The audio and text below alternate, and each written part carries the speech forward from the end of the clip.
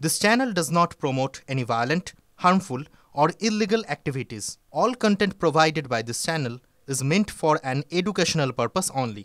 দেখানোর চেষ্টা করব ঠিক যেখানে জুনিয়র ডাক্তাররা আন্দোলন চালাচ্ছেন, যেখানে তারা অনশন করছেন, তার সামনে কিন্তু এখানে যে পুলিশ রয়েছে, পুলিশকে ঘিরে কিন্তু বিক্ষোভ দেখাচ্ছেন এখানে যারা আন্দোলনরত রয়েছেন, এবং তার সঙ্গে তারা কিন্তু যে জুনিয়র ডাক্তাররা তারা কিন্তু এখানে পুলিশকে ঘিরে বিক্ষোভ দেখাচ্ছেন। তাদের অভিযোগ একটাই যে এখানে যে তাদের জন্য অনশনকারীদের জন্য যে জলের গাড়ি আনা হচ্ছিল, সেই জলের গাড়ি আটকে দেয় এখানকার যে স্থানীয় পুলিশ, সেই জলের গাড়িকে আসতে তাদেরকে বাধা দেয়, এমনটাই অভিযোগ করছেন তারা। এবং তারপরে কিন্তু তারা সেখানে ছুটে যান এবং ঠিক ডেকার্সল্যান্ডের সামনে থেকে সেখান থেকে তারা জলের গাড়িটাকে ছিনিয়ে নিয়ে আনেন এবং সেখান থেকে ছাড়িয়ে সেই জলের গাড়িটাকে তারা নিয়ে আনেন এই ধর্ণামঞ্চের সামনে। কোনো কারণ নেই, এসে জিজ্ঞেস করছেন ডাক্তার কারা আছেন। আমি তো এটাই বুঝতে পারছি না কেন কি তাদের জল খেতে দেওয়া হবে না, মানে এতটা অমানবিক।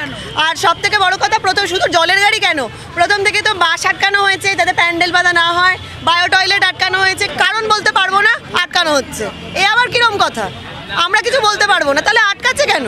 এই সরকার তার পুলিশ প্রশাসনকে এমন একটা নির্দেশ, অমানবিক নির্দেশ দিয়ে রেখেছে যে সমস্ত রকমভাবে আন্দোলনকারীদের সঙ্গে অসহযোগিতা করতে হবে।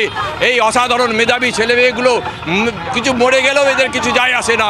এই সরকারকে চরম ধিক্কার জানাই। পুজোটা মিটে যাক, তারপরে জনগণের আবার এই সংহারী রূপ এই সরকার দেখতে পাবে। খবর পেয়ে সেখানে তারা ছুটে যান, এখানে যারা আন্দোলনকারীরা আছেন তারা সেখানে ছুটে যান এবং সেখানে গিয়ে সে জলের গাড়িটাকে ছিনিয়ে আনেন। এবং যখন তারা এখানে আসেন, এখানে আসার পর কিন্তু আরও এক দফা সেখানে বিক্ষোভ প্রদর্শন করেন। এখানে যখন সে পুলিশরা রয়েছেন, এখানকার স্থানীয় থানার যে পুলিশরা রয়েছেন, তাদেরকে ঘিরে কিন্তু এখানে আন্দোলনকারীরা বিক্ষোভ দেখাতে শুরু করেন। হ্যাঁ, কলকাতা পুলিশ মমতা বন্দ্যোপাধ্যায়ের নির্দেশে মানে যত রকম নোংরামি করা যায় সমস্ত কিছু করছে। এবার বাঁশের ঝাড় যেরকম হবে, বাঁশ তো সেরকমই হবে। আমাদের শাসকই এরকম নিষ্ঠুর যে বিরোধীদেরকে, যারা বিরোধিতা করছে, যারা আওয়াজ তুলেছে এই অন্যায়ের বিরুদ্ধে, তাকে কুকুরের সাথে তুলনা করছে। তাহলে তার পুলিশ আর কি হবে? মেরুদণ্ড বাঁকা পুলিশ, মেরুদণ্ড খুঁজে পাচ্ছে না, টেবিলের তলে মেরুদণ্ড খুঁজে বেড়াচ্ছে পুলিশ এখন। জ্যোতি বসু যা করেছিলেন, জ্যোতিবাবুর সময় সিপিএম পিটিয়েছিল, এরাও ঠিক একইভাবে অত্যাচার করছে। সিপিএম আর তৃণমূল দুজনই এক কয়েনের রিপিট। আর